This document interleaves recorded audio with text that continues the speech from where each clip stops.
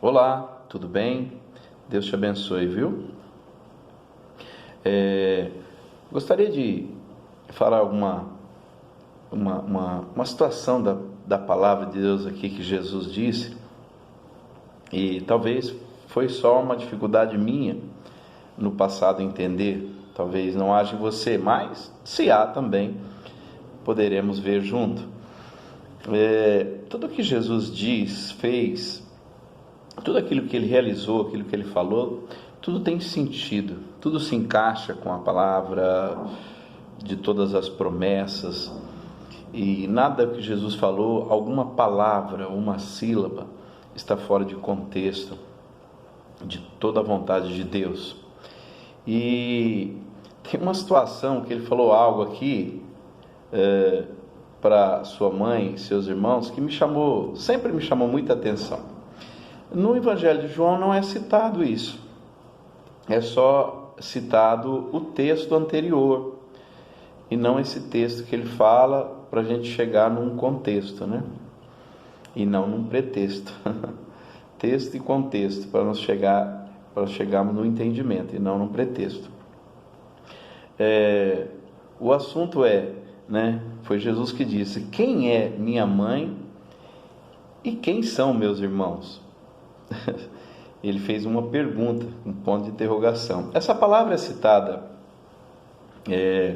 vamos falar de trás para frente dos evangelhos, é citada em Lucas, capítulo 8, verso 19 ao 21, é citada também em citada em Marcos 3, do 31 ao 35, também citada em Mateus, capítulo 12, do 46 ao 49. Mas eu ficava me perguntando, né? Quando eu vou ler aqui em Marcos, né? Todos eles apontam e falam praticamente a mesma coisa, mas vou ler aqui em Marcos, que diz assim, no verso 31, né? Do 31 ao 35 do capítulo 3 de Marcos: nisto chegaram sua mãe e seus irmãos, e tendo ficado do lado de fora, mandaram chamá-lo.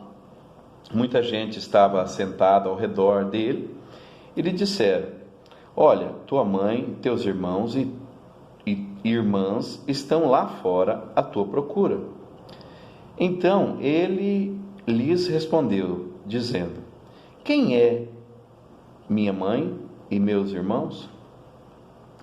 E correndo o olhar pelos que estavam assentados ao redor, disse: eis minha mãe e meus irmãos.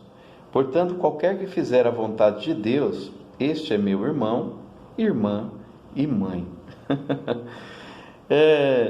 Não sei se nunca pairou na cabeça de alguns de vocês que estão assistindo esse vídeo, a pergunta: poxa, mas Jesus aí foi muito veemente, muito forte nessa colocação, né? A mãe, os irmãos estão lá fora querendo falar com ele, e ele até de uma forma, entre aspas, né?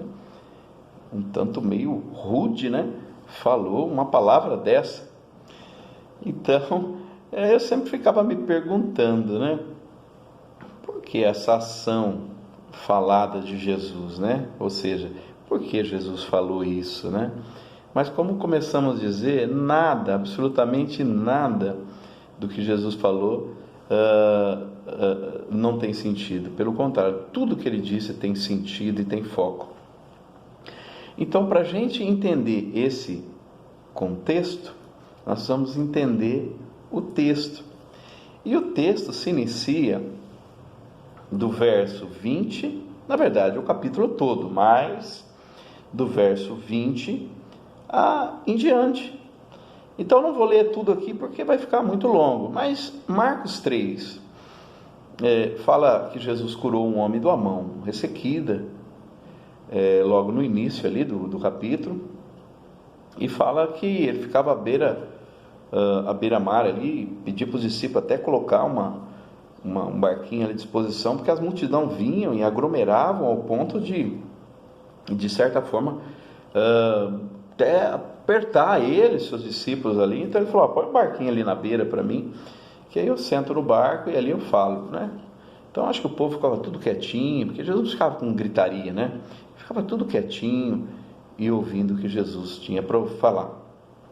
E aí, quando ele fez vários e vários milagres e muitas palavras também ditas, fez muito mais do que falou, isso daí foi afluindo grande multidões, né? E a publicidade dele começou a crescer muito. E no capítulo 13, no versículo 13, fala que ele orou e depois chamou os discípulos, escolheu os 12, depois para estarem com ele ali. Mas no verso 20, fala uma outra situação. Capítulo 3, verso 20 de Marcos, fala assim: então ele foi para casa, depois que ele tinha escolhido os discípulos para estarem com ele. Foi para casa. Qual casa? Foi na casa ali com os seus irmãos, sua mãe, ou alguma casa ali próxima. Não vou entrar aqui nesse mérito. Então ele foi para casa. Não obstante, a multidão afluiu de novo, de tal modo que nem podiam comer. O pessoal que está na casa ali, os discípulos não conseguiam nem comer. Verso 21. Aqui a gente começa a entender um pouquinho. E quando os parentes de Jesus ouviram isso, saíram para o prender, porque diziam: está fora de si. Quando os parentes de Jesus ouviram isso, saíram para o prender. Poxa, prender ele. Porque diziam: está fora de si. Está chamando de louco, está doido, né? E aí em seguida, para de falar da família, dos parentes. Começa uma conversa entre Jesus, os escribas e até os fariseus, que começaram a acusar Jesus, que Jesus estava expelindo demônios pelo maioral dos demônios, falando que por Beelzebul. E Jesus dá toda uma explanação, dizendo: olha, não pode demônio expulsar demônio, porque um reino dividido não subsiste e tal. E ele chega aqui no verso 29 e diz assim: mas aquele que blasfemar contra, né? No 28 ele diz assim: em verdade vos digo que tudo será perdoado aos filhos dos homens, os pecados e as blasfêmias que proferirem.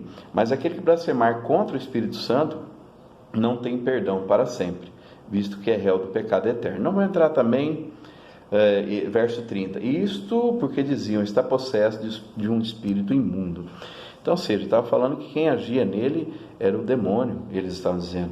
E Jesus estava fazendo a obra pelo Espírito Santo que estava nele.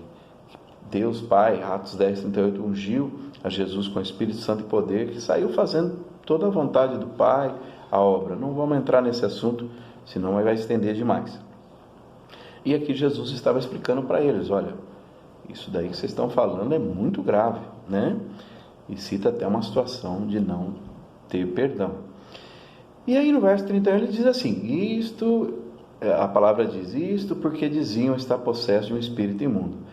Aí lembra que no verso 21, e quando os parentes de Jesus ouviram isso, saíram para o prender, porque diziam: está fora de si, está louco, está doido. E saíram para o prender, para pegar mesmo.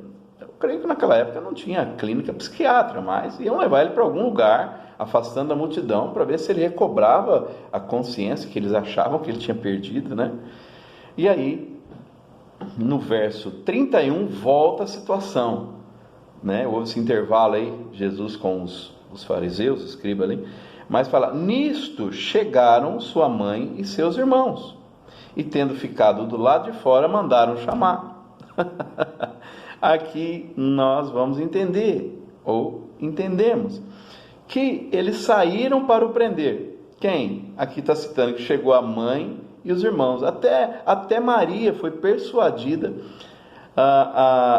e convencida que o seu filho Jesus, né? Que Jesus estava fora de si, estava doido, estava louco e precisava se fazer alguma coisa, sendo irmão, sendo mãe. E até ela foi junto. Não sei se é daqui que saiu o ditado: Maria vai com as outras, né? Com os outros.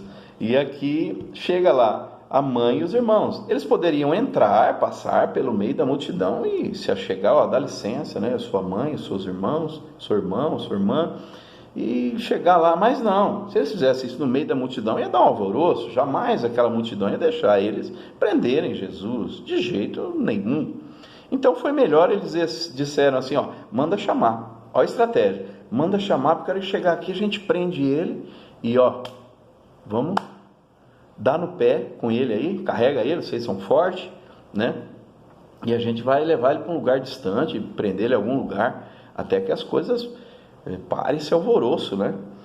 Então, tanto que a palavra diz que seus irmãos, né, praticamente se converteram depois da sua ressurreição, né? Judas, aquele que escreveu a carta, Tiago, né, que eram os líderes da igreja em Jerusalém, e mais outros, né? Então, aqui mandaram chamá-lo. Então Jesus conhecia pelo Espírito Santo tudo o que estava acontecendo dentro e ao redor de qualquer ser humano.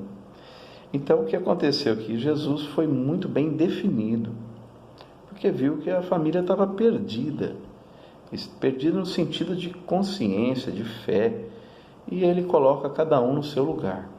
Maravilhoso é Jesus, sabia lidar até com os seus parentes, né? E aqui no caso, parentes que estavam agindo de uma forma problemática. Então, por isso que Jesus, ao ser chamado,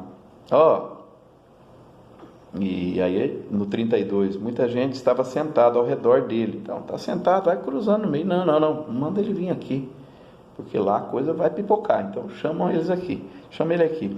Então, disse, olha, tua mãe e teus irmãos e irmãs estão lá fora. Não é irmã, prima, irmã, não, viu? É irmãos e irmã, né? Estão à tua procura. Então ele lhes respondeu, quem é minha mãe e meus irmãos?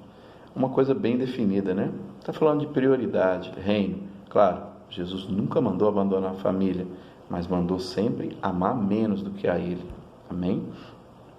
Quem não aborrecer pai, mãe, irmãos, irmãs, até a sua própria vida, não pode ser meu discípulo. E aqui Jesus está aplicando o reino que ele ensinou. Amém? E correndo o olhar pelos que estavam assentados ao redor, no verso 34 diz, eis minha mãe e meus irmãos. Portanto, qualquer que fizer a vontade de Deus, ou tem outro, em Lucas fala a vontade do meu pai, a vontade do pai, esse é meu irmão, irmã e mãe. Amém? Deu para ter um entendimento aqui do que aconteceu?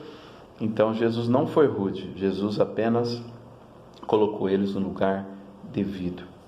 Amém? E que nós possamos também ter graça de Deus para lidarmos com aqueles que estão próximos de nós. Deus abençoe.